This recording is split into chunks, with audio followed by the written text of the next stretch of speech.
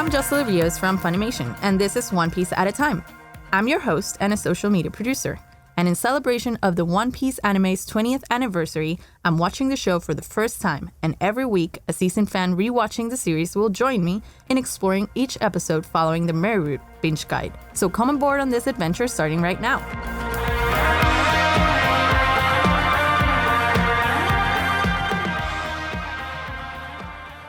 Welcome back, everybody, and welcome back, Jonna. Hi. We are on episode 33 of One Piece at a Time, and we will go through anime episodes 256 to 263. And last time, on episode 32, on which we went through anime episodes 248 to 255, we learned the details of Frankie and Iceberg's past. We saw them help Tom build the sea train, the Puffing Tom. We saw Frankie see as they moved Tom towards Eni's lobby, and we found out how he became a cyborg, basically. The Straw Hats find out about Robin's true motives for helping CP9, all of the tears, finally, yes. What her wish was. And they are determined to go rescue her. Nami and Chopper finally find Zoro and Luffy, who were stuck in a wall and in a chimney. Oh my god, they would be.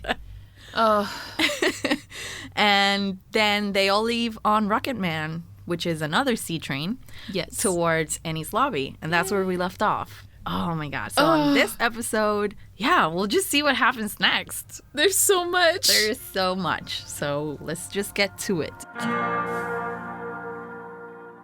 Episode 256, Rescue Our Friends, a bond among foes sworn with fists. Oh my god. So we start off with the Rocket Man just flying through this tunnel, like a really fun scene where you're like, you know, in the tunnel with it, just like a roller coaster. Yes. Like I almost want to like throw my arms up and just go, woo! Right. Yeah, and it's terrifying because basically this is where we start to learn that sea train has no brakes, and it's a runaway train. It is. They can't control it or stop it or anything. Yeah. There's no way to stop it. That's why it was, you know, a prototype. It failed, and we also see Kokoro basically is a fantastic example of why you shouldn't drink and drive a sea train. She is literally someone's drunk aunt. Like someone needs to come get her because she is having so much fun driving the sea train and like literally has the bottle of wine in her hand and just, all right, guys, let's go. Like, come on. That's the best description, though. She's like the drunk aunt who says like, makes fun of people and says snarky comments. I know, right? I love her so much. Yeah. So, and then the Frankie family joins too. Last episode we saw that they asked Luffy to come with because they want to help save their big bro. Basically they like stick their king bulls to the back of the train. Yes. And chain them up. It's Sodom and Gomorrah are those king bulls, and they're apparently very high grade king bulls. I'm so excited because I love them so much. They're so big and so cute. They are. They're wearing sunglasses. They're like the little goggle things. I love them. Yes, I just want to pet them. Yes, me too. And they're very good. What they have to do for this train, because it's not already on the tracks, is like now Kokoro has to align them with the sea train tracks, like in the ocean. And there's like this storm coming, and like the tracks are going all over the place. And like you see her like, you know, narrow her eyes, and she finds this thing, and like there's little tidbits that tell you like she's known throughout the island for her skills with the sea train. Like she's good at what she does. Yeah, I mean, she's been gulping on wine all this time. This whole time. She's able to control that train and put it on the track, you know, no problem. So, yeah. Very impressive. Like once she finally gets it on the track, or she's about to, that's when we see Chimney has hitched a ride, essentially. Yes. And even Kokoro freaks out about this. Like, So we know it's a problem, and Kokoro's saying, like, it's because as soon as it gets on the track, like, locks on, it's just going to take off. Like, the train is going to go really fast, and they'll be blown away. And I don't know about you, but that moment literally gave me Speed Racer vibes. Yeah. Have you ever watched Speed Racer? Yes. Okay, so, like, there's the little, the monkey and the boy, like, they always end up, like, in the car at, like, the most random times. And you're like, that's so dangerous. What are you doing in the trunk? Like, how are you here? But, that's true. But you're so glad they're there because they're cute. Mm-hmm. Then we go back to Iceberg, and he's sort of thinking of when Tom was taken away and Frankie getting hit by the train. And that's when we learn how Frankie actually rebuilt his body. Yeah. When he was hit by the train on the last podcast episode, I was like, well, then that's why he's a cyborg, right? Because who survives a train running over you? Right. But I didn't know that he basically rebuilt his body himself. He did it himself. Yeah. Like, which is super impressive, but also how? How? Right? That is really, like, hard-boiled, if you think about it. Like, just because he's so tough, he's tough enough to, like, do surgery on his own body. Who knows what that entailed? I have no idea. So... And then how did he, carry, the iron scraps that he was using while he was operating on himself? Did he have help? Yeah, I'm so sure many you would questions. hope. So many. All I know is that, like, Frankie is pretty darn strong. Mm-hmm. And he only gets stronger with these cyborg enhancements. So we learned that Frankie had come to visit Iceberg to tell him not to build ships for the government.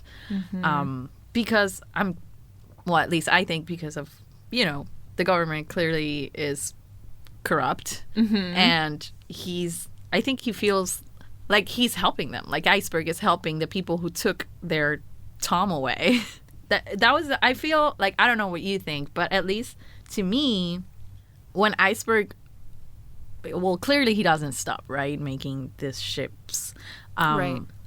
And it's sort of when Frankie started making all of his battleships, and Iceberg demanded that he stop because they were weapons and they were, dangerous and would destroy. They were meant to destroy, but then now he's making ships for the government, which... Right. You're like, kind of, why are you doing this? Yeah, right? Isn't that sort of maybe like the same situation? Maybe you're not building super dangerous battleships, but you're still making ships for people who destroy things. Right. But didn't Tom have that line that was whether you're good or evil? Yes. Or whether a ship is good or evil. That's true. Is like that. They're not made evil. So do you think Iceberg took that? I think having seen his everything he saw, mind? like, yeah, he kind of matured from that and just understood, like, it's not the ship, it's the people. True. I hadn't thought about that, but that's true. He could have changed his mind after that moment. Yeah, maybe. Mm-hmm. Iceberg basically uses the opportunity that he's seeing Frankie again, and that everybody basically believes that Frankie's dead, and tells him, like, not to use his name, like his real name anymore. Right. So that way the government won't be able to find him, and then he can give Frankie the blueprints to protect. Yeah. And this is the moment when, Iceberg is saying, like, just leave the island and you'll be safe. And Frankie can tell that, Iceberg was glad that Frankie was alive. And he just, you can kind of tell that, like, Frankie doesn't want to leave Iceberg on this island alone. Like, that's why Frankie doesn't want to leave. At least that was my take on it.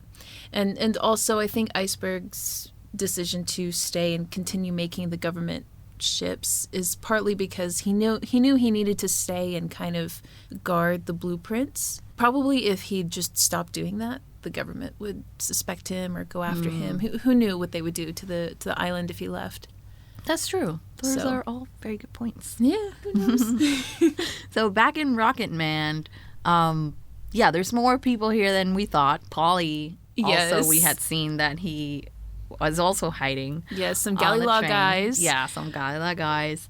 He starts talking, they start talking, and the shipwrights hear him, I think, talk about the CP9 people. And so then he's forced to tell them the truth, which he had before lied to them to protect them.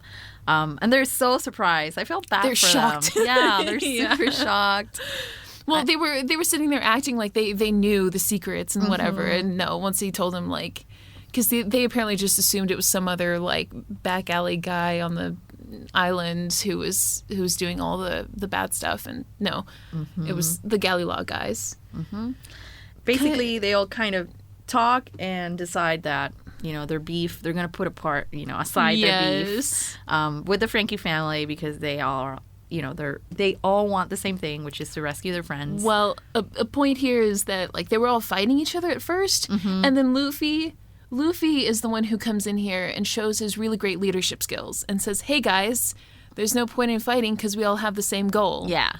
That's true. Which was really, like, impressive for Luffy, I thought. Yes, Luffy always surprises, and then he goes and does the opposite of what he says. But in this case, yes, right. In this case, he was right, and he did what he said. Yes, and they did the little 3-arm lock, which was cute, and they're like, all right, let's go. Get Frankie, get Robin, and yeah, save our friends. Save our friends. And right before the episode ends, we see a big wave from Aqua Laguna heading straight towards the train, and to be continued. To be continued. Episode 257, Smash the Wave. Luffy and Zoro use the strongest combo. Oh, this bit's good. It is so good. So this is right when that big old wave is coming, and, you know, everyone on the runaway train are basically like, what are we going to do? Because, like, Kokoro explains how the tracks, they move up a little bit, but they're not going to go up high enough to keep them over the wave. And that wave is coming fast and strong, and it will probably damage the train, smash it to bits if it hits them. Yes. So the wave is approaching, and people start shooting at it. Yeah, which was I was like, why precious? are you shooting at it? That it was cute. I thought that was cute in its own way. I was like, why do you? Like, do you know Physics? how water works? Yeah. Like, have you ever been to the ocean? Right. Or are you from an island? Right, like Water 7. Yes. You're from an literally. island called Water 7, and you cannot comprehend that It's a giant fountain. you can't literally where stop you live. water with bullets and cannons. And anyway, so also, meanwhile, we get a glimpse at the normal sea train that's ways ahead of them, that's carrying Robin and the team. And that's when we get to see, like, one of my favorite captains, or, like, marine guys, is Captain T-Bone. He is very funny. Oh, he is so, like, determined to be helpful. Yes, it is so cute. He just wants to help everybody and protect them. He's like, I'll protect you to the soldiers that are with him. I'm like, aw. Oh, you just are so nice. Yeah. And all about this justice. Like, he's one of the, like, he just really wants to do his job. most genuine, like, nice, like, Marines that you really ever get to see. Is he a fish man? I'm actually not quite sure. Me either. I need to look because he that up. looks like he could be He looks a fish man. Odd, and I honestly I cannot remember, like, what his deal was, but Guess it's we'll One find Piece. Yeah, strange looking characters. You just accept it. And then also Sanji, we had seen in the previous episode that he had found some snail transponders. Yes. So he calls Nami.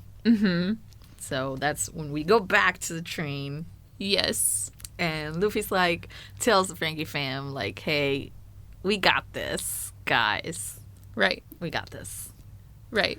So, and wasn't that it? Yeah, he basically tells Zoro, like, right? And Zoro's he's like, right. And Zoro's like, right, yeah, I got this. Okay, like, you they guys just, know. like, yeah, You they know. know what they're going to do. Yeah. Which is kind of funny because I don't know if they've ever coordinated this kind of thing before. But I just had to say, like, when Sanji's on the call with Nami, in the background, you see Usopp and Frankie being so dumb. It is so cute because, like, Nami doesn't know that Usopp is there, like, on the train with them, right? Mm-hmm. Yeah. So it's just like, because Usopp kept talking, she's like, "Who's there? What's there?" And, like, I know it's going to be like some like kind of awkward moment when it's like, hey, there's that guy who left the crew with us. So Luffy and Zoro, they start talking about numbers, and I didn't know what they meant. Like, Luffy starts, okay, how much is... I don't remember the exact numbers because, as I mentioned in the last episode, I'm terrible at math. I think. Oh, man. Yeah, it's something like that. Something like that. I can't even remember now. But yeah, what's 2 times that? Those are the numbers that Zoro uses in some of his attacks. Yes. Is like, because he does like multiples of 8, I think. Yes. To number his attacks. And so Luffy was like, oh, well, like, let's double that. Yes. And then here, this is the thing. Zoro knew the answer right away. He mathed that so good. And I was like, this dude can't find his way out of a wet paper bag, but he can double numbers in his head. And I'm like, oh, wow, okay. And then even Luffy was like, I don't know. So they rounded it to 300 pounds. Yes. And so they make this joint attack with swords and Luffy's punches. Yes, on the wave. On the wave. And they basically make a hole on the wave. How does that work? I don't know. But the hole allows the train to basically, run through and basically do a duck dive. You know what? We were just like ragging on the Frankie family for their lack of comprehension of water physics, and then Luffy and Zoro just screw that completely over. Yep. And make us look like the idiots. Yes, us. Typical One Piece. So meanwhile, Nami's talking to Sanji, and she tells him about Robin and her motivations, and Sanji. This basically validates what Sanji's doing because he was already there trying to rescue her. Right. Yeah. This was the really like an important part because that kind of validates his motivations to keep going and keep doing what he's doing. I mean, it's good to see he already was, but now it just like extra boost. Yes. For what he's gonna do. And Luffy tells him like, okay, like, do your thing, we're on our way. And Zoro's like, wait, like, you should wait, don't tell him to go on by himself. And Luffy asks him, like, would you wait? Like, would you wait if you were there and you just found out this about Robin? And I was like, oh, Luffy's got the knowledge. Yes, because basically what he did is he made Zoro confront what his like remaining sort of animosity towards Robin. He's always been kind of off about her. Yeah. And this was Luffy just like bringing that out and just like the final question, like, if it were you knowing what Robin did, would you leave or would you keep fighting? Or would you wait or would you keep fighting?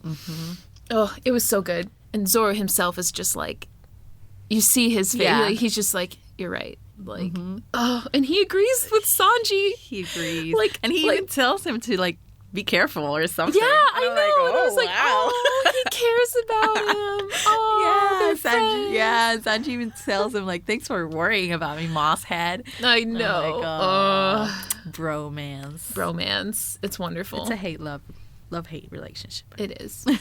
So Sanji tells Usopp about what he just learned about Robin. Yes. Believing, I guess, that, well, he would care. Hit. Yeah. A third hit of motivation. Yes. But Usopp, and I was surprised when this happened, Usopp says, like, well, this has nothing to do with me anymore. Right. And I was like, Usopp? Right. Wow. That cuts deep. You're like, you literally just, like, learned... I mean, he must be questioning his actions to, like, leave the crew and all of this stuff. Basically, while he was sitting here, upset about the Mary, here's all this stuff that's happening with his dear friend Robin. And, like, you feel this guilt and he was a part of the crew. Like, when Robin decided to save the Straw Hats. Yeah. Like, she was saving him, too. Yeah. Yeah, she was saving him, too. Usopp, man. And cold. And he just turns away. But then... oh my god, Marine discovers them on the roof. And a mysterious figure helps them out, like helps knock this person out. And at this moment I'm thinking, please tell me this is Usopp in disguise. And it is. It is the Sniper King. It is. The Sniper King, Usopp, and I am so ready for it. Oh, me too. Me too. I think this is where the episode ends, right? Yes. To be continued. On home video, One Piece episode of East Blue as well as episode of Skypiea are now up for pre-order. Episode of East Blue comes out September 24th, dubbed for the first time, with an exclusive 20th anniversary documentary featuring the English cast and the Funimation crew. Episode of Skypiea is coming out November 28th, dubbed also for the first time with exclusive dub outtakes. Get them both at Funimation.com/shop for your collection. Episode 258, a mysterious man appears. His name is Sniper King. Sniper King! La la ooh la la, or something like the song goes. I know, I can't even hear it in my head anymore, but that song... Okay, all right. So he has a song. That's how the episode starts. Oh my god. Okay. So about a month ago, when we started heading towards Water 7 in these One Piece podcasts, there were three things about this arc that I was so excited for. That they immediately came to mind, and I couldn't wait till you got to see them. And I was just hoping that I would be assigned to the episodes involved with it. Okay. And what were they? I was. Yeah. One of them is Soga King, Sniper King, however you want to call him. I could not wait. This is one of my favorite things. And I didn't think that it would, I mean, I still don't know until when this is going to go on. But yeah, Sniper King stays, like, towards... It wasn't just a one-time gag. Yeah, it definitely... It was not. Yeah. Okay, so, like, I can't even, like, I'm overwhelmed because I love this so much. Okay, so it's in Japanese, the name is Soga King. So just going to clarify, if I kind of mix it up with that, that's, okay. You know, because I've watched the sub, so I'm used to hearing kind of both, and I might interchange it. So please forgive me if I do. Okay. Both are valid. Both are valid. The English dub is the exact translation, which is Sniper King. This starts off with a song, yes, which is, it's so funny because they basically give Usopp this scene, which is, the song is like an opening, a classic opening of Toei's superhero programs. Really? Which are... Yeah, so... It looked like an opening to me, but I didn't know that it was, it's classic. More, it's almost very closely mimicking things like Kamen Rider. Like, that's one of their shows. It's like these, like, they're live actions. They're called tokusatsu. Tokusatsu TV series, which are basically these, like, live action with their kind of... interesting CG moments or things like that, the action and stuff. And one of the most notable ones is Kamen Rider. You have this whole like sequence where Sniper King is like running, and there's this song. And in case you were wondering, the song is dubbed by Sonny Strait. He is the one singing. Yes. He has a great voice, lovely voice, does a fantastic job.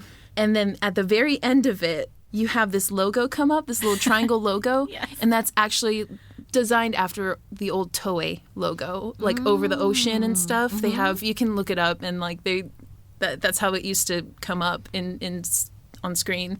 Oh my god, that's great. So they're literally like making fun of themselves. Yeah. They're making fun of themselves, and it's so cute. I love it that they gave Sniper King his own little OP. He does have an opening. It's really cute.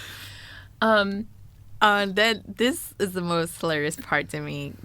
Sniper King's OP ends, and we see Usopp just singing it. He's just just singing it himself. He's just. And then we cut to Sanji and Frankie, who are just watching him sing this like, song. What? What? And they obviously know that it's Usopp. Right. Nobody is fooled. You would think. Nobody is fooled. And you know what I love about Sniper King and Usopp doing this, one, he's doing it because of his own damn pride. He's too prideful to admit that, you know, that he wants to help. He wants to help, and despite, you know, having left the crew, he wants to come back and help. And it's interesting because it's these sort of moments and traits of Usopp's personality that actually like make me have made me kind of wonder about his character design and what kind of inspired that. Have you ever heard of Cyrano de Bergerac? No. It's a play that was written in the 1800s and about a musketeer who has a very long nose, and he has this very romanticized idealisms about like bravery and living a courageous life, living and dying courageously, sort of. It's a love story, but the character himself is very interesting. And I see that a lot in Usopp. I think sounds like I wonder if it's him, and because I originally thought like, oh, maybe his inspiration was Pinocchio. But once I learned more about Cyrano de Bergerac, I was like, maybe that's actually it. And I wouldn't put it past Oda to use a reference to older English like writing literature like that, because he does that now and then.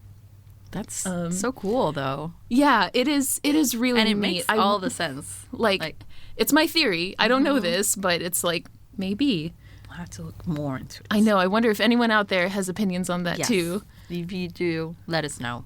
Yeah, so Usopp's doing this whole thing with the Sniper King, and he is like committed. He's committed to it. Committed.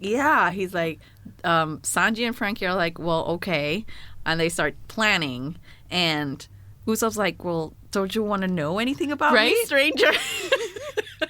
You don't know me. Don't you wonder who I am? Ask me anything? And he's even trying to use like a different voice and stuff, and like sound like deeper. More like cool and more proper too. Yeah, it's like, very action hero like. Yes, I feel like very citizens. Really, or something like really trying to embody a hero. And I'm like, dude. Like, can't you see that they know? I really love, though, that he's not deterred. Like, it doesn't matter that they know who he is. Like, he will not let it go. And I also love that Sanji and Frankie they kind of just let it be. Yeah, they're like that's so kind of them to just let him do his thing. True friends right there. To just roll with a bit. Yes. So they're on a mission to rescue Robin, and they start kind of planning something out. But meanwhile, like, we immediately cut over back to the Rocket Man train, and now this is where we have the scene where apparently they're doing an outfit change. Oh, yes. Right. Everybody changed their outfits, and Nami changed in front of everybody, and everybody's losing their minds and their nosebleeds. Yeah, and also, like, what did she, like, have a bag of clothes with her? Right, like, and for everybody, because... they all just, like... Luffy changes his pants, and Zoro has this yellow jacket that's so cool. Yeah. And Chopper has a tiny jacket, too. I know, a tiny jacket. How does it fit over his hooves? We'll never know. We'll never know. Oh, so cute. But, yeah, so outfit change, always a great way to kind of note when a new sort of... I guess saga or something is gonna start. Kind of. That's a good point. Yeah, because when they got to Water 7, they changed their outfits too. That's a very good point. Yeah, I love outfit changes. Me but too. I had not noticed that they do change like right before. Yeah, that's a new the thing is gonna story happen. Importance of it. Yeah, gotcha. We go back to Sanji, right, and they're planning like. They make a plan and they lure everyone to the last car. A brilliant strategy by Sanji. He does it again. And they lure everyone to that last car and like lock up both of the doors and detach it. So now the caboose of the train is just like hanging out. Cars? Yeah. There's it's like two cars. Or three cars. It's two cars that the Marines are in. Gotcha. That's detached. But there's more cars left. There's more cars left. Yeah, quite a few. And that's where Sanji and the squad are still on those cars that are attached to the engine and moving. But the caboose gets left behind. And I was wondering, and luckily Usopp also wondered at the same time, was like, what happens if the train that Luffy is on runs into it? It's like good question, Usopp. It's a great question. Sanji's like, well, I guess I'll have to figure it out. And we'll see more about that later. Yes. Next, we see Frankie in one of the cars. This is when we get to see his strong right. Yes. and that he's bulletproof. Were you aware of that before? I don't think we saw it. No. Yeah. No. So this is the moment where you get to see it. Cyborg. Yeah. So yeah, he's bulletproof. He also like pulls his wrist. Yeah, off, his wrist off. right? Yeah. And it's like super powerful. Yeah, it's his punch with a chain, and then Frankie grabs a bench and just yeets it across the room. And it's just like, if you couldn't prove that he's a cyborg, now you know. Yes. Now you know. He's strong as heck. Yes. And we also learned that only his front is cyborg. Is cyborg, right. The back is sensitive to pain and as stuff. a human. Sure. Because, yeah, he operated. He couldn't operate on the back. Yeah, he just operated on the front. I can't. I know. I was like, more questions. Okay, so whoever helped you, somebody had to help you. I don't think. You don't think so? don't think How did he anyone did. put all that metal on by He's himself? just good, okay? Jocelyn, just accept it. Like, I will, he's a okay. shipwright. He's good. Okay. Good at this kind of stuff. I was like, okay. And he also made sure to leave a fridge inside of his stomach for cola. For the cola. And they why were not? like, so cool. I know. For a minute, they're just like, wow. Okay, wait, back to it. So they go on to the next car, and it's the kitchen. Yes. And I'm like, oh, wait, is Sanji going to cook? Uh-huh. And he does, but not in the way I was expecting. So there's this cook in there, and basically he makes ramen noodles with his nose. They come out of his nose. And I'm like, so what? This, I told you there were 3 things I couldn't wait for. Yeah, is this This another is thing one? number 2. Oh my God. This one's I just couldn't. I will tell you why. I will tell you why. So let's just move on to the next episode. Episode 259. Showdown between cooks. Sanji versus Ramen Kenpo. This episode starts out with CP9 hearing about the cars being detached. And you're like, oh crap. Okay, so now they know. What are they going to do? Yes. And side note, I just noticed that Lucci's pigeon has a tiny coat and a tie. does. And a tie. It does. On, just like his. It matches And him. he's like with his arms crossed, all mad, because he's now an evil pigeon, I guess, because they're evil now. It makes me so happy. I love that. Oh my I God. love that pigeon. While they're kind of figuring that out, we go back to the kitchen where we learn more about Wanze. Yes. And we see his skills as a person who can chew up flour and just shoot it out of his nose in the form of ramen noodles. And he starts shooting like sharp ramen out of his nose. Yeah. And it just sticks to the wall because it's super Yeah, sharp. he can make like sharp needles out of it. It's like, it's not just any noodles. He can manipulate them and everything. He's got skills. But they come out of his nose. I was like, Well, where else? I mean, come on. I love ramen. And now I'm Now like, you don't. I'm like, Now you do not love ramen. I'm not going to have ramen in a very long time, I feel. Okay, so this guy is called Mad Wanze. He is a Cypherpol agent from CP7. But they bring him on because he's a strong guy, and they're like, even the cook, of this mission should be strong. And it's just convenient because Sanji is also a cook. So the thing about Wanze, like when I first started like remembering like the arc, this fight and this villain were the first things I remembered. Yeah. Which upset me kind of because I was like, what about Robin? What about like some of the like way deeper, cooler things? No, I remembered this dude, this dumb ramen noodle nose dude. And I was thinking about like why am I thinking about him? Yeah, why is it so important to me? And one thing that kept coming to mind, for some reason, I kept thinking this is Sanji's first fight. And I was like, no, that's not right. It can't be his first fight. We've seen him fight before. So why did that thought stick to me in my mind? It's basically because, one, Wanze is an incredible character foil to Sanji. And two, he is the only character who has ever forced Sanji to use a weapon. Oh. And so remembering it, I thought to myself, like when I first watched this episode, I told myself, this is Sanji's first fight with a weapon. Mm-hmm. And I'd stored it in my memory because I thought it would come back. I thought he would fight with a weapon again. And he never has. Yes. And he never has, that I can remember. And that was 8 years ago. Wow. So that is the power of good storytelling, good character stuff. Stuff sticks in your brain, like, for years. And you're right. It's a good character parallel to Sanji. In many ways.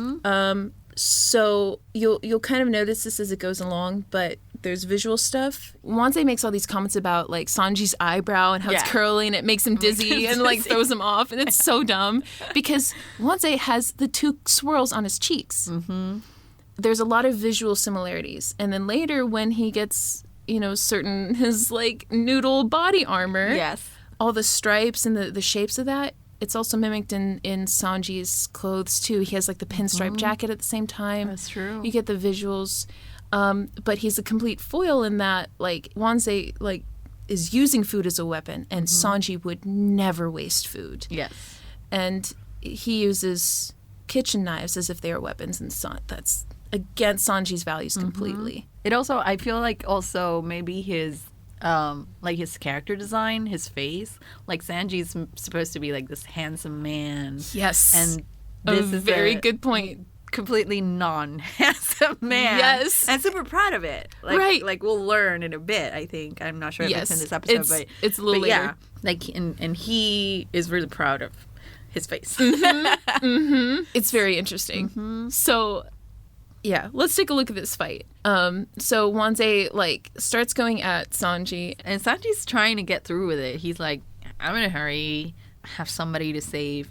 And no, like, this guy is not a quick fight. Sanji's gonna have to fight through this. Yep. I remember, like, kind of wishing, like, when I first met Wanze, I was like, oh my god, who's this weird dude? Like, can we just get through this fight? And, like, no, it was a challenge. Mm-hmm. And then meanwhile, we do see Frankie and Sniper King coming around, and they kind of get away from the fight and head up to, like, the top of the train. And they meet someone.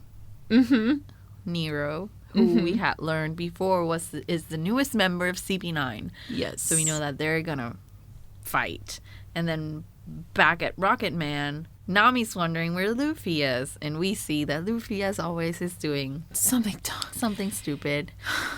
He is climbing on the engine. Yes. The train is going super fast, like Kokoro said, after hitting the tracks. But I guess he just wants to be in the front. Yeah. He just wants to be on the front. He brings a little, like, meat out of his new pants, his brand new fresh pants, and he's just like, this meat that I stuffed in there. Yeah. Let me just eat this snack on the front of a train that's going, no one knows, miles per hour. Mm-hmm. So on the ocean, which I can't swim in. Which, I will die if I'm in this water. And no one can stop. Like, if I fall, the train won't stop. No one can stop and come get him. Yeah. There's no plan for safety. I was so scared. I was like, please don't tell me this is going to be the thing here. Because at this point, I'm wondering how long is it going to take them to either catch up to the train. Yeah. Or reach. Yeah. And it is seeming like it's a long ride. It's taking quite a while. Oh my God, please don't let this be the thing that keeps us from getting there. Oh no. Like for 14 episodes, please. This is Luffy just stressing everybody out. Yeah. Because he wants a snack. This part is super funny because Nami's wondering where he is, and Chopper says, well, maybe he's trapped in a chimney. It happens, right, Zoro?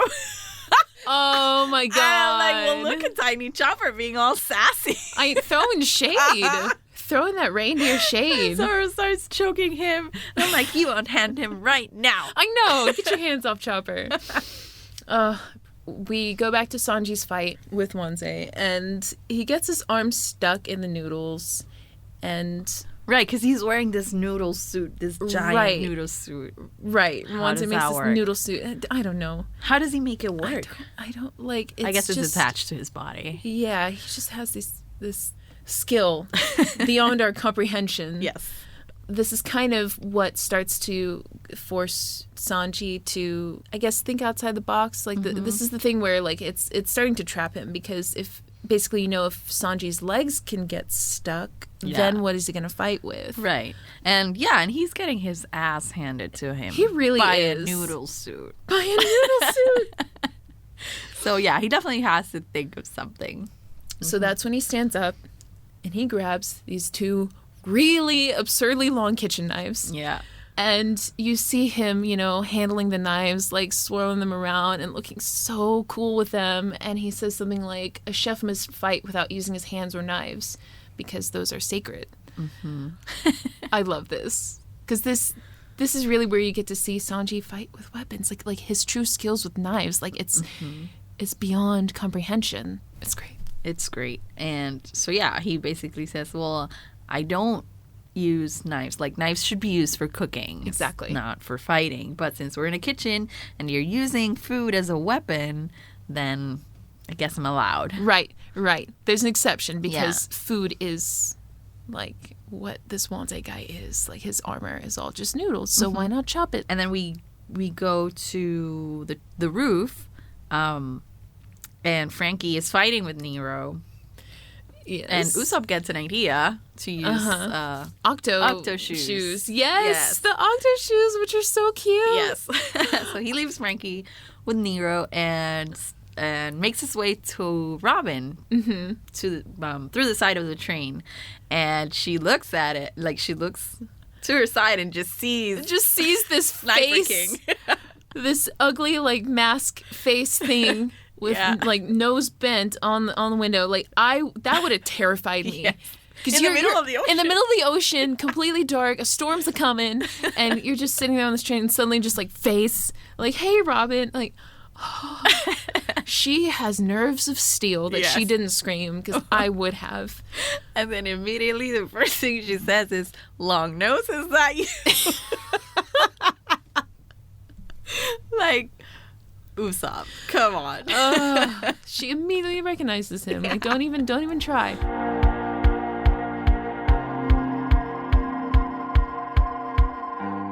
Before we get to our break, let's go to our social question. Ooh. So the podcast question this week was, how did you view the Straw Hats' desire to rescue Robin and Robin's refusal to be rescued? Let's see some of your answers on Facebook. Ruth Ann Thompson says, I saw it more as her trying to keep the people she cared for safe, but Luffy and the team seeing past that and wanting to save their comrade no matter what. Aww. Her bawling when they came proves that she really wanted them to save her, but was too proud and protective to admit it, in my opinion. That's an interesting take. Yeah. So Fotis Archangel says, stubborn but had noble intentions. Even after everyone got beaten badly, they never doubted her heart. I wish and I hope I could be as strong-willed as the Straw Hats were on that arc. Aww. No. It's beautiful. And Maritza Pontifes says, I understood that Robin wanted to protect the crew even if it meant sacrificing herself for them to be left alone and escape safely. But that's not how Luffy and the rest are. Seeing how they did not accept Robin to have made that choice, that made me so happy. They did not want a crew member to sacrifice for them, shows how loyal Luffy is to his crew and as the captain, and the loyalty the crew has to Luffy as their captain. Oh, that's wonderful. Yeah. Man, these are so like well written. Yeah. Let's see what you guys said on Twitter. Bangtan Bay, love yourself. Love that name. I thought it was really touching. Robin lost her family, home, and country, and she was trying to protect her friends from the same fate. I probably would have done the same. She really thought that she didn't have a choice over her life, and it's beautiful. It is. Oh.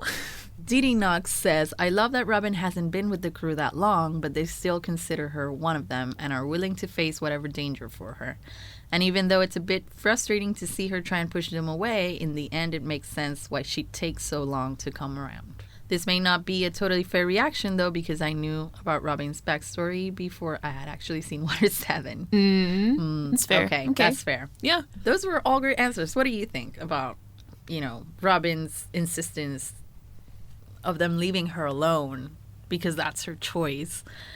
And I mean, them just refusing to take it. It is such an incredible portrayal of all of their problems and who they are as characters, like their actual like character themselves. Like if something has happened in Robin's life that has made her so determined to sacrifice herself or to protect them.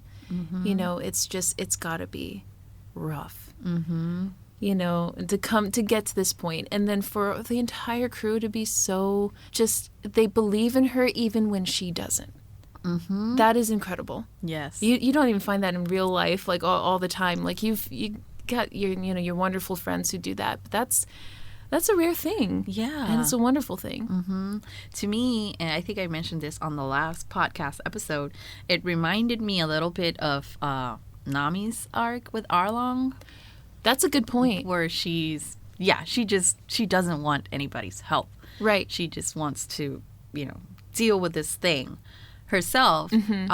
But none of the guys take it. Even if they can't do anything about it right now, they'll be like, well, then we'll just wait here until... Right. Or at least Luffy, he's like, I'll just wait here until I can help you. Yeah. And it reminded me a lot about that. And I love it because that was, until now, that's been like my favorite part. That and Alabasta have been like my favorites. So yeah, and it's true, like she hasn't been with the crew that long, but she is a Straw Hat, and she's willing to sacrifice herself for them, and they're willing to go to the end of the world for her too, which is amazing. It is. So thank you everybody for your answers. They were all great. Yes. Stay tuned next week for our social question on Facebook at One Piece Official and on Twitter at One Piece Anime. So now let's take a little break before we continue.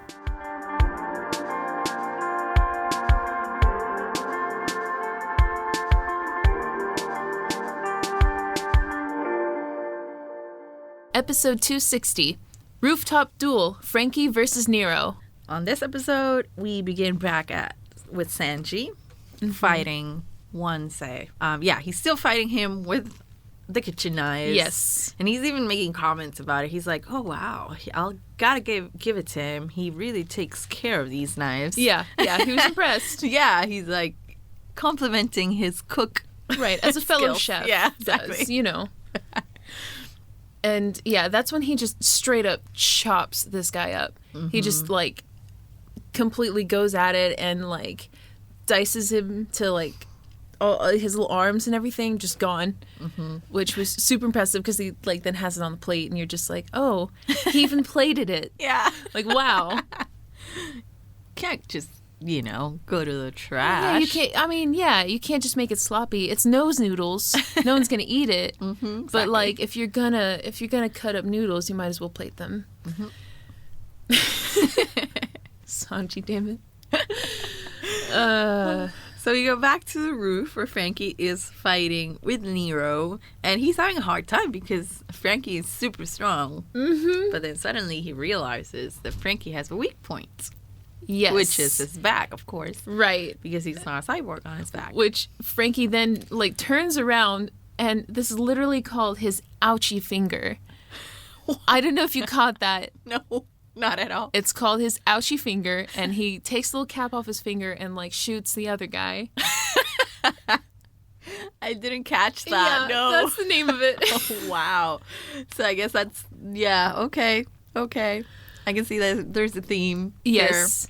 But then Frankie pulls his, like, Frankie Invincible move, which is very clever, Yeah. What a great strategy. Yeah, well, yeah, exactly. Nero discovers that his weak point is his back, and he's like, well, I'm going to make my invincible move, and he basically just goes limp on the floor. Lays on his back. Lays on his back on the floor, and you can't access my back now, huh? Brilliant. Genius. Cyborg technology. Yep. And that's his move. And even Nero's just like, what? Yeah, he's like, wait, what? So we go back to Robin, and she's like, what are you doing? To Usopp. Yeah. And Usopp's like, I'm the Sniper King. I've come to rescue you. He's putting on the face and everything and like just making this whole act. And while he's talking to her, I don't know if you caught this kind of detail, but Robin's like looking out the window and she sees sort of this blue flames appear. Oh no, I didn't catch that. And there's the Going Merry is in the foreground, and it also is caught on flames. And I think even like the head of the Mary like breaks off. Did you? I didn't see that at all. I almost feel like I'm insane because I kept trying to like look up stuff about it afterward, and I was having trouble like finding mentions of it. And it's not in the manga either. It's just added into the anime that there's this little sort of visual, I guess, texture to what's kind of the emotions that are happening in this conversation. Wow. Yeah, I feel like it kind of represents her love for the crew and her longing for them, and kind of how that relationship is sort of dying or falling apart. Yeah, crumbling maybe. Wow. Yeah, and it comes up again. But in the meantime, Usopp has made some octo shoes for Robin, which he's like, take these, you can come escape with me. Yes. And they're so excited. Like he's so ready for her to, escape with them. But Robin does not want to go with him. So Usopp says, like, no, Iceberg told us, like, the whole story, like, you don't have to put on a front anymore. We know you sacrificed, yourself for us, so come back with us. And when Robin responds, at first she's like, oh, so Iceberg's alive. Like, so you kind of see, like, oh, she was worried about him, Of course she was. But she's still very obstinate. Yeah, she still says, like, I'm not going. Right, I'm not going with you. And this is when Usopp, this whole time, like, he had his little voice and everything, his voice changes back to, like, his normal Usopp, like, from Sniper King to Usopp. And because he's kind of getting, like, frustrated with her and like, is yelling at her and says, like, we know why you did it, like the Straw Hats, they're going to go to the depths of hell to save you. Like, that's the kind of guy that Luffy is. And this is the other point in time when we see the blue flames again. This time they're kind of sparking out of Usopp in a way. And that's not really a literal thing that's happening. It's more from Robin's perspective. And this kind of... It's interesting that it's happening around Usopp because this is when he's basically showing how much respect and love he still has for the crew and for Luffy, and you see, like, his own heart is kind of burning with this, like, passion for how great the crew is and how much their friendship matters. And, like, Robin sees that in the form of these flames almost. Wow, that's amazing. It is neat. Yeah, what a great insight. And it ties on later, but it's interesting. Just pocket that. Okay, I'll take it. And I personally see it as, his feelings for the crew just kind of burning brightly. But perhaps to her, maybe it's not a good thing. Yeah, like you said, she's very stubborn about it, and she's like, well, don't you care about how I feel? Like, I don't want to be rescued. Right. And that's where I was like, well, that's a hard one then, because here we are, all of these people are willing to put all of their lives that you're trying to save at risk to save you, but how can they save her if she just doesn't want to be rescued? Right. She doesn't so hard. She doesn't want it. What would make someone not want to be saved? Like, we can already tell that a pretty, like, grim fate awaits her. So she doesn't want to be saved. She's essentially wanting, like, kind of this bad and ending. It's also, like, it's not really, like, at this point, now it's just not really completely about saving the Straw Hats either, because they're still putting their lives at risk because of her. Yeah. So if they keep trying to rescue her, her wish won't come true. So hard. So difficult. Right. Exactly. It is very difficult. But luckily we get some comic relief when this guy is like, hey, Robin, why are you yelling in this car? And he, like, comes in to check on her. Yeah. And of course, Usopp he hides in her cloaks, but his arms are outside the cloak as if they are her arms. And Usopp just keeps moving his gosh dang arms and, like, posing while this guy's talking to Robin. And and like makes like bunny ears on her and like all these sort of things. And it's so I'm like doing the motions right now for you guys at home. Like it's just like it's so right. I remember he did this. Yeah, he did this one and like this and like I don't know. And you're just like, Usopp, what are you doing? And the guy himself, this isn't one of those comic reliefs where it's just for the audience to laugh. This guy sees it too. Yeah. And he's like, what is wrong with, something is wrong here. Yeah. Which luckily he seems like a really dumb guy. Yeah, because he's trying to pinpoint it. He's like can't tell. Yeah. Like, I would imagine Usopp's arms look very different from Robin's, but clearly not different enough. Like, oh no, not for this guy. And then if that weren't enough, we go back up to the roof with Frankie. Yes. And this is my number 3. This is your number 3? This is my number 3. My God. Okay, when this happened, I was like, how? I love it so much. Okay, so yeah, he's fighting with Nero, and he's like, he does this thing where he's like, oh, I can get even stronger, convert, and he makes his little pose, and of course Nero hears pervert, and nods solemnly, like, yes, you are a pervert. Like, I love that little acknowledgement of that. Yeah. And then Frankie transforms. Mm-hmm. Into a centaur. A centaur, but not just any centaur. Yeah. And I think he even says it, like, do you know what a centaur is? He right, tells your Nero. head's going the wrong way. Yeah. Like, it's the head is supposed to be on the front, it's not the crotch in front. And Nero's like, yeah, I know what a centaur is. And he transforms. And, yeah, basically, his crotch comes to the front. And his head, like the rest of his body, then like it's just normal. It's normal. So basically, like his legs split from the waist down, like at the hips, and the front half of his legs move forward instead of like an extension behind him. Exactly. It's in front of him.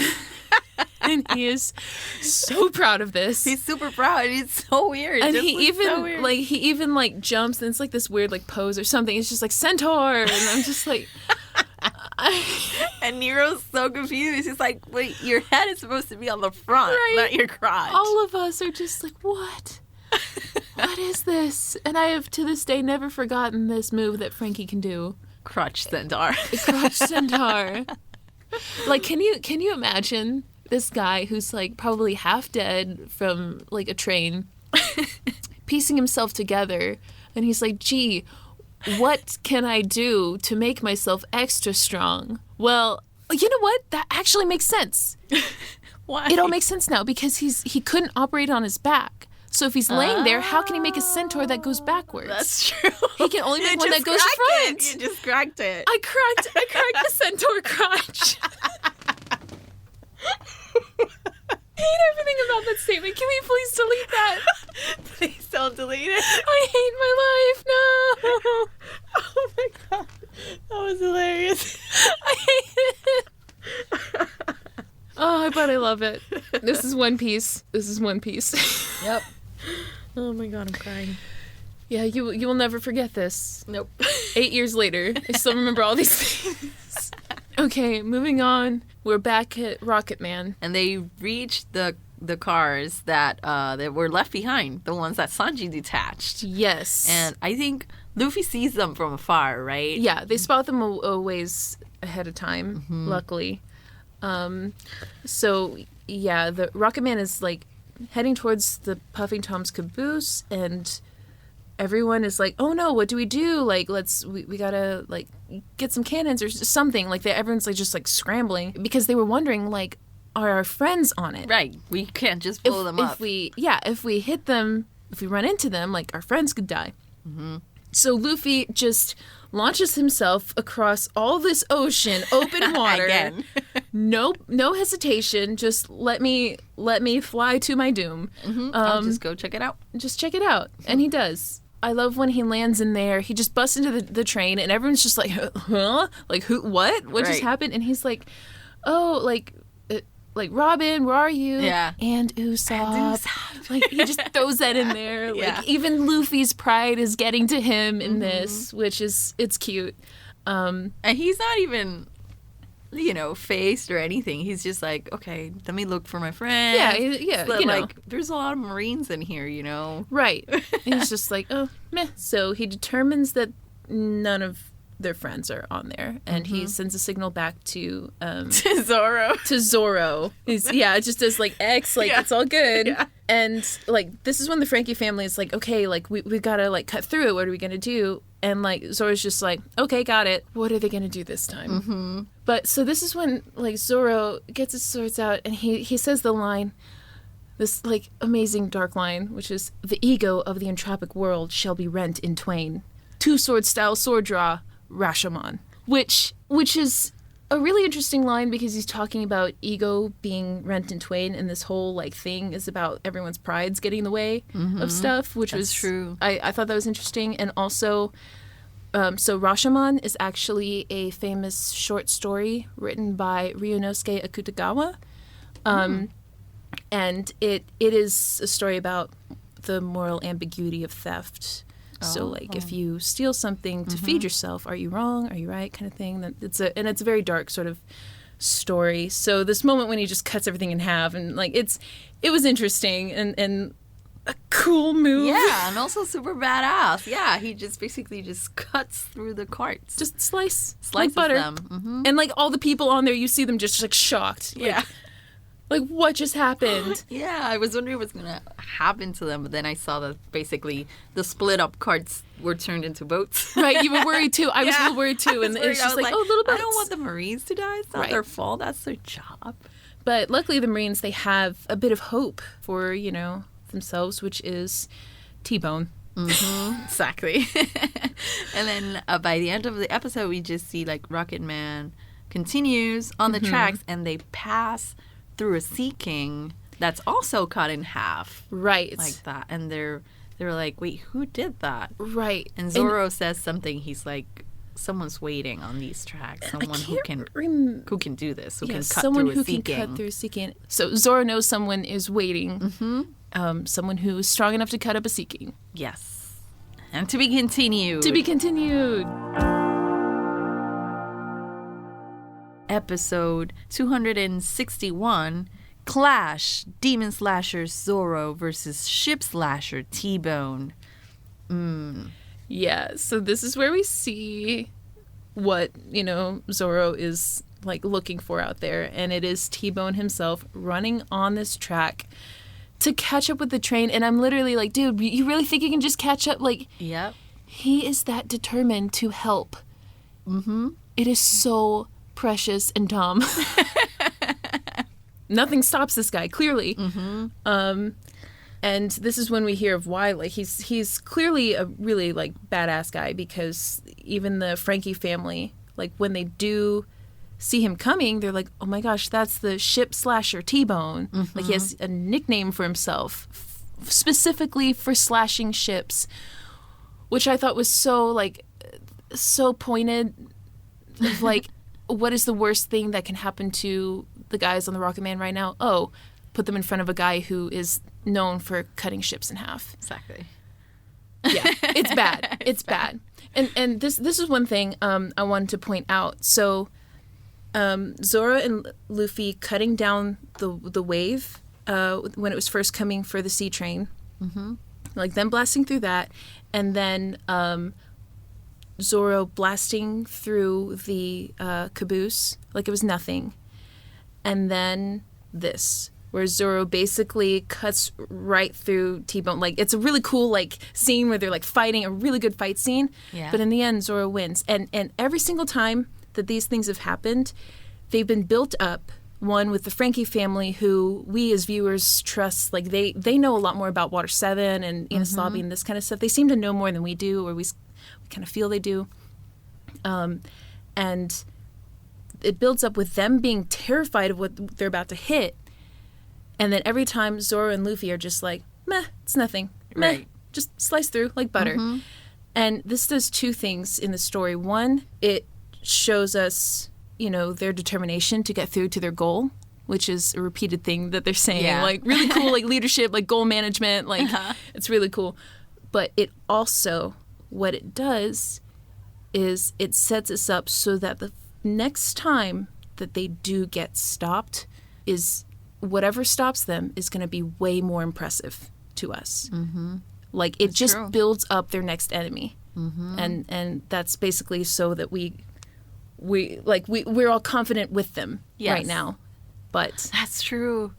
Yeah, I'm getting bamboozled. I know, you're being bamboozled. Watch out. I'm here to warn you.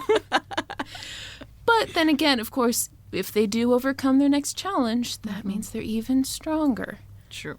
So have hope. Believe in our guys. Like always. Yeah, like you said, Zoro he just cuts through it. Cuts through this guy. Frankie fam was super worried, and Luffy's like, Zoro's got this, guys. I know. Like, Zoro, Luffy believes in Zoro. Yeah. So we go back to Sanji, and he's still fighting with this guy, and I'm ready for it to be over. Yes, his fight, this battle just, it keeps going.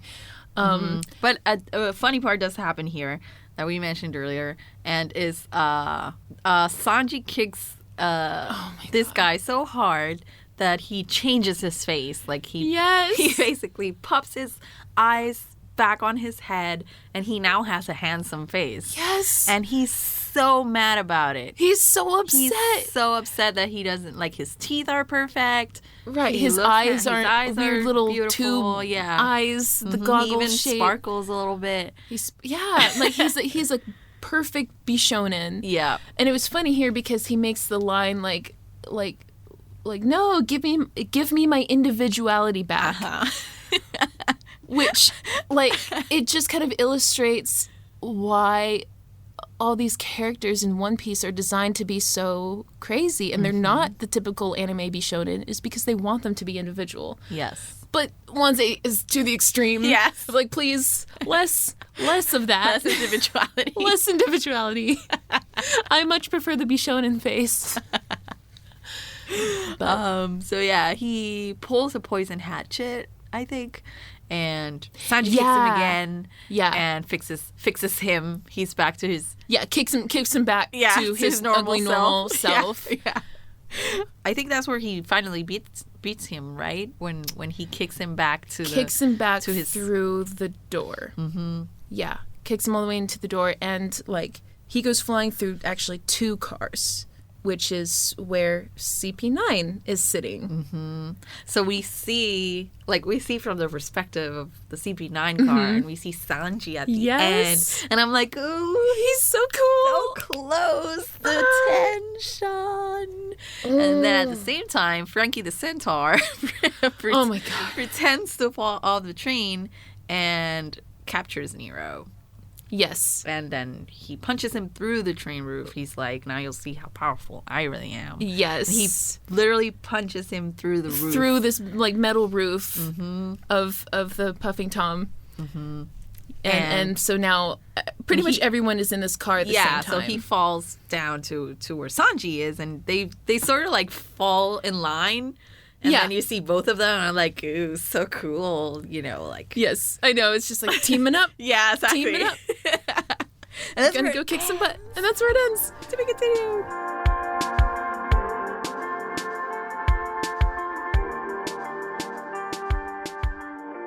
And don't forget, you can watch all of the One Piece anime episodes on Funimation.com/OnePiece or the Funimation Now app, and check out our blog at funny.to/OnePiece podcast for all the info on the binge routes and more.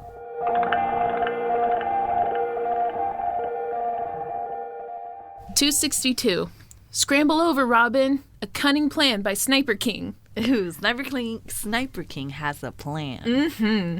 It's a good one, too. I thought it was good. Yeah. Everyone else kept saying it was dumb, but I thought it was good. It was good. But let's take a look. So yeah, at this time, Usopp was still hiding inside Robin's cloak for a while, and that's when, and his freaking nose was sticking out through her hair and everything. And basically, this guy sees his legs, and so, it's done at this point. Yeah. So he gets up and, does a little sniper shot to, knock out this guy. Mm-hmm. Which I was like, okay, Usopp. It wasn't bad. Just doing it. Yeah, right? Knocking this guy out. Mm-hmm. And then we go back to Sanji and Frankie, and Sanji sees Frankie fall down through the roof, and he's like, okay, some entrance. What you been up to? He's like, Kicking ass. Yeah. What you been up to? Kicking ass. This is what they do. Yeah. This is what they do. I love it. Do. And but then so this is when Lucci, like, he has this moment that was really like scary and sad because he tells no Weasel, mercy. No mercy at all, because he looks at Nero, the Weasel guy, and he's like, you let your emotions get the better of you, and like you have a few seconds to run or whatever. Yeah.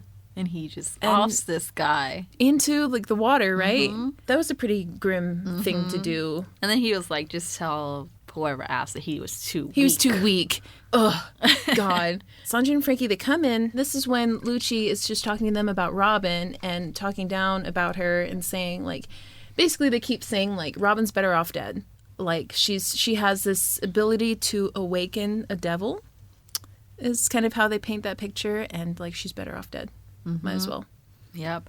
And they started like talking about how they're just gonna imprison her for years. Like, she's not even torture just gonna her. die. Like, they're just gonna be awful, basically. Yeah, horrible.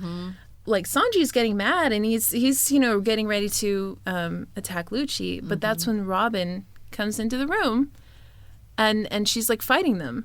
Yeah. She doesn't she like grab Usopp or something? Yeah, because Usopp tries to stop her from going into the car. He's like, that's not a good idea. So she basically just goes in, and Usopp's like still holding on to her, and she just barges in and says, like, it seems my words mean nothing to you people. And I was like, oh damn. Okay. She's mad and she means it. Yeah. And I was like, and again, I was like, Robin, but why? Like, why do you refuse? Like what is her... And I keep thinking to myself, like, how are they going to do it? Like, how are they going to save this person who doesn't want to be saved? And they essentially have to force her, which is kind of what happens. So Usopp is like, starts yelling sort of plans to them. And of course, Frankie and Sanji are like, oh, what? and like, they don't want to run either. But this is Usopp / Sniper King. So he launches a smoke bomb attack, which catches the CP9 off guard, I guess, because it was, like they said, it was so dumb that even they didn't see that coming, which is fair, I guess. And Usopp grabs Robin, and they go onto the other train and do another, like, where they try to unhitch the cars. For a second there, you think they're safe. Yes. Yeah, for a second there, you think it worked because they basically detached the car. But we cut back to Rocket Man, where we see Luffy just yelling, turn back! Right. And everyone on the train thinks that he's telling them to turn back. Yeah. And it's like, we can't turn back. Right. But he means to Yokozuna, who's doing sumo stomps on the track. Train track. This big old frog that we saw at the very beginning of this arc, doing the same thing. Yep. And yeah, that's when that's like all that we see of that, right? At that part, yes. Because then it cuts back to Bluno and Khalifa, like Khalifa has like whipped her little thorns out and grabbed the train, which is, those are some intense whips if they can like not break. Yeah. And it's pulling just the weight of that with an engine like that's pulling her, and then Bluno just grabs it and pulls it even further. Like the physics of that against water. Yep. Like that's pretty hard. Like that's no joke. Yeah, that not only are the thorn thingies super strong, she is super strong. She's strong, and then Bluno is strong, and it's just like, and the train is strong, and you're just like, what the chuck? What like is things like this that blow my mind. Not the weird like nodal news stuff. Sure, whatever. Nodal news, noodle nose. Nodal news. Jeez, things I've said in this podcast today will go down in history. They're recorded. Can't turn back. And Sanji starts fighting Bluno, but he hasn't fought him before, so he doesn't know anything about this iron body that's super strong, and still he sort of makes him budge a little. Yeah, so they realize that Sanji's super strong. Yes, he does do that one like spin kick where he really kind of actually gets a physical reaction out of Bluno. And one thing, they keep saying they have this like thing, they can't kill the Straw Hats. CP9 is like that's their rule. They're not supposed to kill any of the Straw Hats. Why? I don't know. Well, in my mind, or at least what I think or thought at the moment, was that if they do, like, the agreement with Robin will be over. And I feel like Robin really has the power to just stop all of them if she wants. Exactly. She could just like put arms everywhere and just hold everybody. I mean, maybe. That's true. She could be actually like that powerful. Yeah, it's an interesting thing to think on. Do you think there's something else? Is there something that I'm missing, Jonna? I mean, there's many things that you're missing, young Padawan. But there's a lot, but I don't know. It's just one of those things where it's like it's also convenient that like there's something keeping the CP9 from straining it, killing them, because I mean they would. At this point you can tell they're strong enough they would just destroy the Straw Hats at this point. Like they're way stronger, but they're holding back. So whatever the reason, it's good. And they even, and it's funny because like they're like, take Sanji seriously. Like he doesn't have a bounty yet, but he's still a good fighter. Robin, again, doesn't she like clutch Usopp or something? Yeah. She stops him. Yeah, she grabs Usopp. And Frankie does this line. He's like, y'all are too stubborn, especially about your friends. Yeah. I was like, I love that. That's so true. Just calling them out. But he's like, okay, well, since y'all are doing your own thing over there, like, just let me do this one thing. And he essentially breaks the wall, the back wall of the caboose, or of the car that they're in order to kind of detach the rest of the car from the one that CP9 is on. Yes, exactly. Basically, which is intense as heck because he's just doing it with his head, like just his strength. You're just like, what is with him? But also, if you realize like he helped Tom build this ship, so he probably knew like what its weak points are, like how to get at it. Like I don't know. That's true. I think it probably helped. So yeah, he basically breaks the car and he falls with it onto the other car where CP9 is, and Usopp, Sanji, and Robin are left behind. But Robin is still like super stubborn about it. Yeah, and he's like they're all like, "Hey, we did it! Like, we did it."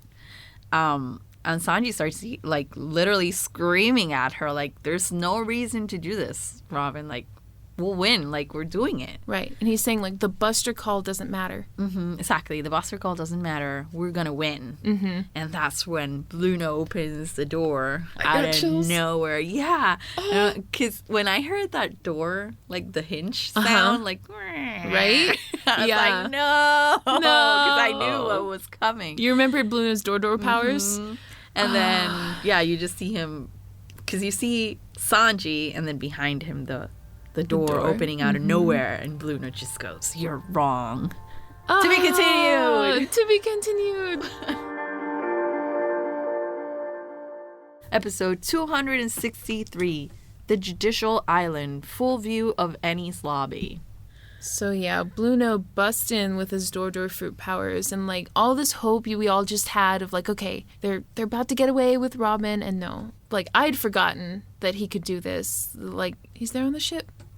It's like, what now? What even? And he like finger pistols Usopp and just like knocks down Sanji like he's nothing. But luckily Robin is like, she grabs him and is like, hey, wait, stop. So it's like, oh, she's protecting them. Yeah. And she keeps reminding them, like, our deal is still on. Like, yes. I don't want to escape. Like, I'm going with you. And our deal is still on. Like, don't hurt these people.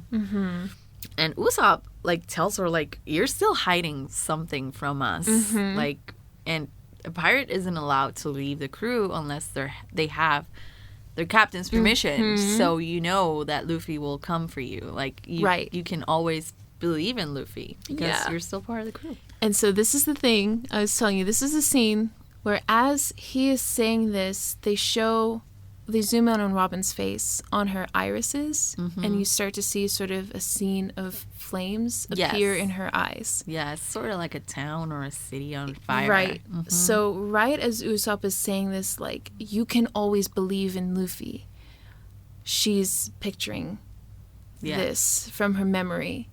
And it's literally like almost, this is what is pushing her away.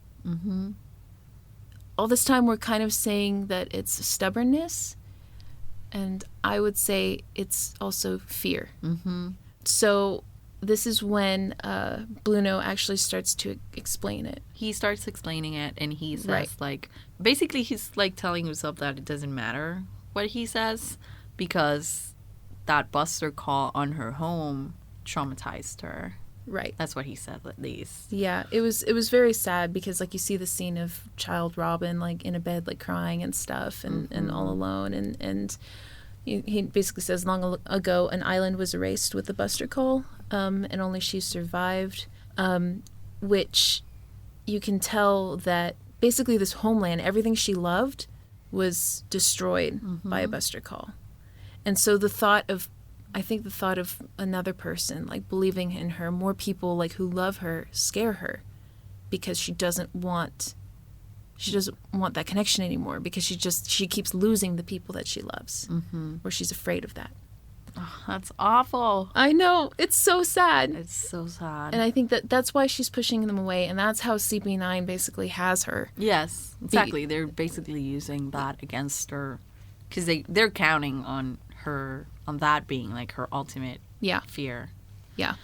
Oh, so sad. Oh, my heart. I know. And oh God, it's so bad. It's so sad. It gets worse. Oh no, don't say that. Of course it does. It's One Piece. So as they, like, kind of disappear into Bluno's door, Sanji, like, has this moment where he's so mad. He's, like, chasing after them, like, and stumbling after, and he kicks the door, but it's just the air just kind of swooshes, and it was a cool like scene, kind of ending that sort of scene. Now the frog Yokozuna is on the Rocket Man. Yes. And Luffy's hitting him. He's just just chopping his head. Like, what are you doing? Because he's knocked the train off the tracks. Yes. As hard as it was to get it on there in the first place, now they're off the tracks. And everybody's, like, freaking out because, well, now we're off the tracks again. We can't control the train. What are we gonna do? Right. And Zoro's just sleeping. Of course. Why not? Thank you, Zoro. Yeah. And Kokoro starts talking to Yokozuna, and this is a funny part because everybody starts saying, like, wait, is Kokoro a frog too? I love that you picked up on that. Yeah. She's not human. I know she's not a frog, but I was wondering if she's not human either, because she could talk to this frog. Yeah, it was very interesting that she could do that. So I know that's a hint for something. I just don't know what it is, because she doesn't look human. She looks weird. She looks very weird. Yeah, she's like this perpetual smile on her face, and her face is almost like what do you call this fish that's flat? You know which one it is? It reminds me of that. I know what you're talking about, and now I can't think of it. But you know what I mean, right? I know what you mean. The one that has, like, both eyes on top of it. Yeah, because like they're really close. Yeah, I guess I could see that. So I think she's not human. I know she's not a frog because she doesn't look like a frog. Yeah. But there definitely is, like, this interesting. But she can talk to her. Yeah, that's when I was like, oh, huh, she can talk to the frog. Yeah, so she starts talking to Yokozuna, and she's like, well, no, they didn't kidnap me. I know you were trying to protect me. That's what you were doing when you derailed the train. So sweet. And she says something that made me super sad. She says that Yokozuna has been challenging the sea train every day since Tom was taken, because he's been training, like, to stop the train, to do what he just did, because he doesn't want anybody else that he loves be taken away. Exactly. Oh, and I was like that was what he was doing that day, way back when. He was just hitting the train. He wants to be stronger to protect the ones he loves. Ghetto. So cute. He is very cute. Yeah, so we finally understand that little bit about this frog, like, what is his deal all along. And he agrees to basically, like, join them in their mission. And we see that the Puffing Tom is about to reach Nightless Island, Annie's lobby, and we see like a light in the middle of all these darkness. Yes. And an island far away. We haven't seen it, we just see it far away. The Frankie family, like, they're just gonna keep on swimming and just, like, on their with their right, because they were derailed too. Yeah, they were. Well, I think they're still along the tracks. Okay. or close to them, but they're powered by the king bulls. Sea bulls, who are just like, they're chugging along and stuff. So they're all right, and they're just gonna keep going and hope like they all meet up in the end, which is very optimistic. Yeah. And meanwhile, on the Puffing Tom, so Frankie, like, since he's stuck on board with Robin, like they start having a conversation, which Frankie's never really met Robin before. He's been told about her all this time and probably had all these ideas of who she is. But they have this discussion, and like Frankie he learns that Iceberg is still alive, and he's very glad to hear that. And he even comments that, like, oh, Robin, you're not so bad. Like he picks up on that. But he also says some important kind of stuff, and he basically makes the point that the government now has a lot of power in their hands. Yeah. Because they have the one person who can bring back this weapon, Robin. And then they have Frankie, who is connected to the blueprints of this weapon. And it's amazing, like, just how much Frankie seems to know about this, or kind of what's going on with the world government. Because he says first, what they're going to do with this power, once it's fully in their control, they're going to end the pirate era, which would mean the end of One Piece, of everything that we've been, vying for here. And then after they destroy all the pirates, they're going to turn the guns on the rest of the world. So, I mean, he already knows just how corrupted the government is in the world of One Piece, which is epic. Yes. But he's not in the spirit of giving up either. No, he is not. Because Robin still says, like, even after Frankie says, like, the world is in danger because of us, she says, still, I don't want to run away. I don't want to, like, escape, because I don't want to put the Straw Hats in danger, essentially. Like, she chooses them over the world in this moment. Yep. Yeah.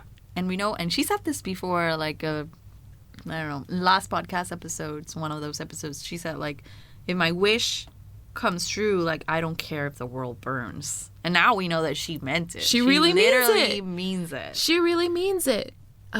Which is, like, scary and touching, which is very Nico Robin. Definitely on character. And this is where Frankie gives her a bit of wisdom, and every now and then he does, and it's beautiful. And he says, it's kind of a thing from Tom, saying that just being who you are is not wrong. Yes. Like, just how ships, like a ship that's built is not good or evil, a person just for existing is not good or evil. And it's not you who's going to hurt them or is hurting them. Like, it's not you. It's not her. It is CP9. It's the government that's manipulating all this stuff. Like, they're the true villains. Yep. And he tells her, like, what you do is your choice, but there's no right or wrong. Like, in who you are. Like, in your essence. Right. Oh, so deep. Yeah. Basically saying, like, she has a right to exist. Which is super deep. It is, like, very deep. On its own. On its own, yeah. Because that is true. Like, just being alive and who you are is never wrong. Like, everybody has a right to exist. Right.